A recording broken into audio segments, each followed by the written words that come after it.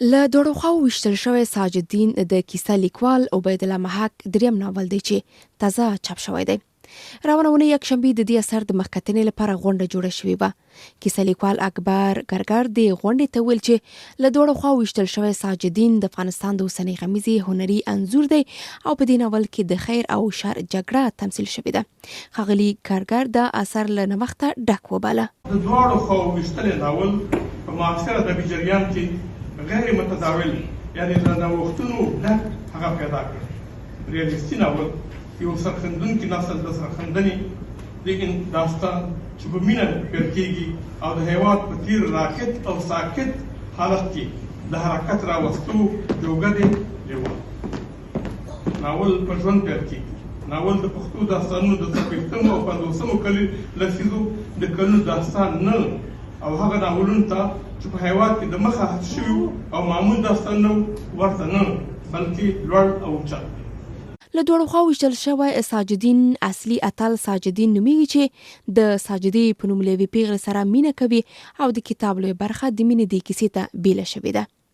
د مخکتنې غونډې ته د خبرو پر مهال لیکوال شهسوار سنگربال د کیسې د اصلي کرکټرونو ترمنځ د مکالمو ستاینه وکړه. او په دغه درې څپرکو کې کله چې اول څپرکي ته سړی ځي او د اصلي کرکټرونو ته یا لوبغاړو ته ورداخلېږي دا د لوبغاړو خبرې یا ډیالوګونه چې هغه ډیالوګ وي رښتیا دي داستاني ادبیاتو روح دی.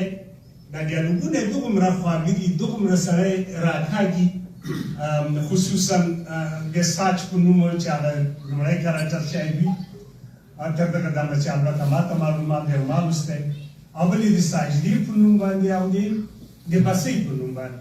دغه درې کرکټرونه تقریبا هغه ټاکونکی رول لري په دې لومړي څپرکي کې چې که چېرته دغه ژبه سړی وګوري او دا خبرې اترې وګوري دومره خوږې دي لکه پخپله چې محک صاحب اعمال ته حاضر وي. د عبیدالله محک د نوي ناول د ژبې ستاینه شاعر نظیف تکل هم وکړه. د وویل د محک صاحب فرق په دې کې دی چې ډېر روان شفاف د اوبو غوندې روان ښکلی نثر لري. پښتو خوږه ژبه دومره ښکلي بیان لري چې سړی نه پرېږدي چې بل طرف ته ترې فکر وکړي. له دوړو خواو ویشتل شوی ساجدین 484 مخه دی.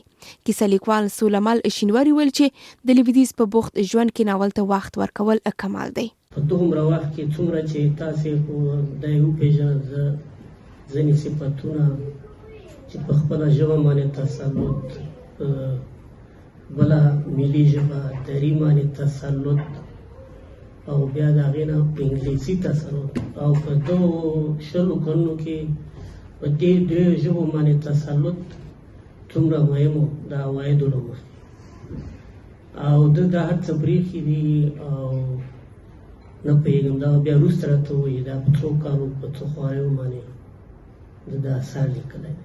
د مخکتنې د غونډې ته یو شمېر نورو لیکوالو هم خبرې وکړې او په آخر کې په خپله ښاغلي محک د غونډې له ګډونوالو مننه وکړه او د ویناوالو د نظریاتو په اړه یې د ویل چې چاپ شوی ناول له لاسه تللې مرغۍ ده. که د دې کتاب په دوباره چاپ کې خو البته نه دغه کېږي که ناول کې یو ځل ولیکل شو هغه د داستایفسکي خبره ده چې ویل دغه ته لاړ یو مطبعې کې خپل کتاب چاپاوه وایي کوم کارګر یو څه په دې ژبې کې د املایي دغه له مخې چې مثلا د کامې یا د ځینو شیانو له مخې کار سم نه کوي ده ورته ویلي چې زما کامه ما ته ارزښت لري هغه څه چې ما لیکلي دي هماغه ډول باید چاپ شي. ښاغلي محک تر دې مخکې د ګل په جبازار کې ناول چاپ شوی و. بیا د زمرده په نوم ناول چاپ شو چې د پښتو ادبیاتو تر ټولو لوی ناول دی او د نوي چاپ شوي ناول نږدې 2 برابره مخونه لري.